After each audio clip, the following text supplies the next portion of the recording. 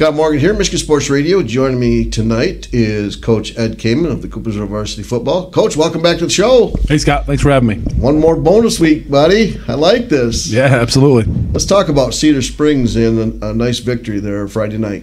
Yeah, just really happy for our kids. You know, they just executed really well and did a great job in all phases of the game. I thought we did some really good things, obviously, offensively. Defensively, we were just outstanding. I can't say enough about, Coach Lyon and our defensive staff getting those guys ready, and the kids really did a good job executing the plan. We gave them a bunch of different looks and tried to change things up, and really just did a great job stopping that T offense. You come out there, we get the ball first offensively, and we drive right straight down there and score. Not on the arm of Colton Bosch this time, but on his legs.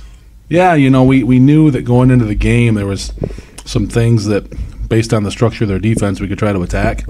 From the scouting we had in the film we had of things with different formations and that. So we tried to put some stress on people that don't normally get stressed in their defense, and it really proved to be pretty beneficial. They got out of their base look within the fourth or fifth play of that drive and then went to something totally different. So anytime you get someone out of their base look and they're playing something different and they're kind of scrambling, that kind of tells you things are going your way. So he drives down, you score, and then your defense comes out and, Cedar, starts to drive, down the field. They get a couple breakaways, but your defense bended but didn't break.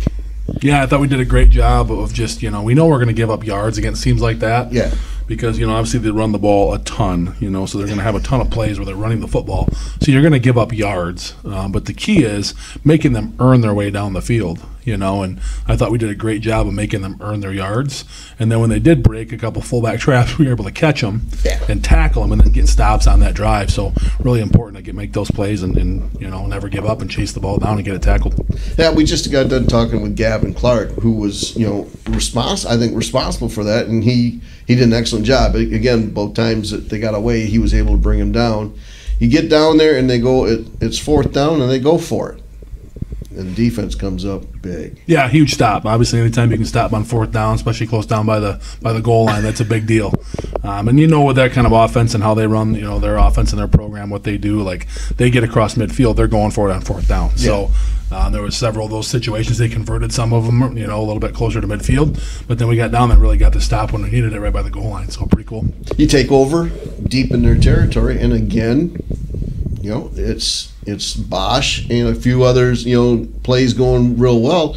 You drive again down there, and the thing that was interesting is the drive by Cedar ate up almost 7 minutes of the quarter. So you were up 7-0 at the end of the first quarter, going down towards the end for 14 points in the second quarter, and Bosch takes it all the way in. Yeah, I thought that drive was really big for us. Excuse me, because we had a really important third down. The first play of that drive, we were backed up on our own 3-4 yard line. We took a shot down the field to Luke Stanton, and we didn't complete it. So then we're second and long, and then we ran the ball the next play on second down and found ourselves in like a 3rd and 9. I think there was like maybe 8 seconds left in the quarter. Yep. And I knew that was going to be critical because if we could find a way to use their rotation and their defense against them, we might be able to pop a run and get the yardage without having to throw it down there. So we called timeout with like 8 seconds left in the quarter, and people are like, "What is he doing?" Yeah, exactly. It's just one of those things that we could see what they were doing with their defense, and if we could just talk to the kids, we felt like we had a better chance of being able to convert that without having to throw the ball backed up on your own 5 on 3rd and basically 3rd and 9 when everybody knows it. Yep. And the kids came out of the timeout and did a great job executing that, and Colt was able to rip off like a 12 or 14 yard run, and that was huge because it kept the drive alive. And then we just started chunking them, 4 or 5 yards a crack, and just put ourselves in really good, manageable situations on 3rd and 4th down. Yeah, he gets down there and he breaks it away for 36 yard run. And I talked to him, just before meeting with you, and I asked him, when you got through the line of scrimmage into the secondary, what did you think when you saw nothing but green in front of you? He laughed. He goes, please don't let him catch me. Please don't let him catch me. Yeah, it's one of those things, in football, it's a team game, and I think that, obviously the guys up front did a great job of paving the way. The offensive line was outstanding all night long. And then, obviously, our blocking on the perimeter and our jet motion and movements with Nick Gordon. They've seen Nick make a lot of plays a week before, so he was kind of the bait this week a little bit. But honestly, those plays were option reads, where the ball could have went to Nick or could have went to Colton, and Colton did a good job reading those. And obviously, if they're flying upfield to Nick, it's going to create good running lanes for Colton. He took advantage of that. So he takes it and drives it in for his second touchdown, 14-0. Once again, your defense comes up big against Cedar. Another third or fourth down stop. You guys get the ball back and getting close to the end of the half, and Colton does it one more time for you. Yeah, I mean, obviously critical. I know we had some turnovers in there too, Yep. which were important. And obviously, if you can score on those turnovers, that's a huge, extra possession and shift of the game momentum-wise and just score-wise puts them at a disadvantage.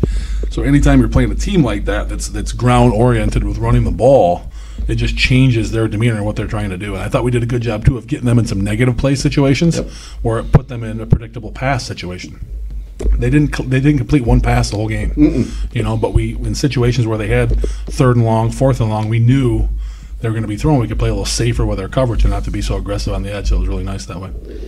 So you go into halftime, you're up 21-0, and you just talked about the type of offense, a wing T, run oriented. You just can't quickly score unless there's a breakdown in the defense. They were looking for it. It never happened. And again, you guys had 3 stops that I'm aware of that was 4th down and short yards, and all 3 times you came up with big stops. Yeah, I mean, the message from halftime, right, is the fact that that's obviously a very good football team and a very good football program, and we knew that they were going to keep coming. They were going to make adjustments. They were going to come and, give us their best in the second half, and our kids answered that bell, I thought, did a great job of bottling them up with their run game and keeping them to, again, where they had to earn the yards, right, not giving up the big play. And then offensively, I thought we did a great job of just continuing to grind it out, like able to use the clock at times when they needed to slow things down. And obviously with what they were doing, they took a lot of clock as well. So that may be one of the fastest games I've ever coached in terms of, we're off the field. It was before 9 o'clock. I think it was like an hour and 40-minute game or something. But, when there's that many plays being ran with, running the ball, the clock goes quick. Sure does. 4th quarter, no score by either team. You go into 4th quarter, and Colton finds Ryan Serba in the back of the end zone. Great call. Yeah, we had some shots early in the game. We had a play action post to Luke that we were kind of short on. He kind of, we were kind of late with the ball. And on the first drive we ended up scoring anyway. But we knew with what they were doing and how they were fitting the run, we had some chances in play action throwing the ball down the field. And as successful as we were running the ball, we knew that they were going to have to do other things to adjust. So when they started, rotating their safeties and doing different things, we knew we had chances to throw the ball for probably big chunks of yards. So we just tried to put our kids in a spot to make some plays, and they did that, and it was pretty cool. You end up scoring there with that, making it 28-0, and basically then that was 4th quarter. You just basically rode the ride out, able to eat up the clock and get the victory. First one in a very long time against a wing T. Congratulations. Thoughts at the end of the game when it was all done there and the kids were coming off? Yeah, just really excited for our kids. I can't say enough about this senior group. I talked to those guys before the game about how every senior class we've had since 2017 has done something to advance our program and make our program better, and look back and say, hey, we did that. That was how we helped this program get better. And, I thought that was a huge step for that class because they really hadn't had their thing yet, you know. And we talked about the fact that hosting a playoff game is cool, but winning a home playoff game would be a lot better. So that's kind of, something they can point back to now and hang their hat on. Hopefully we can add to that legacy this week. You betcha. Well, thank you again. Congratulations on the Cedar Springs. We'll be back and we'll talk a little bit about your next opponent, Muskegon, here on Michigan Sports Radio.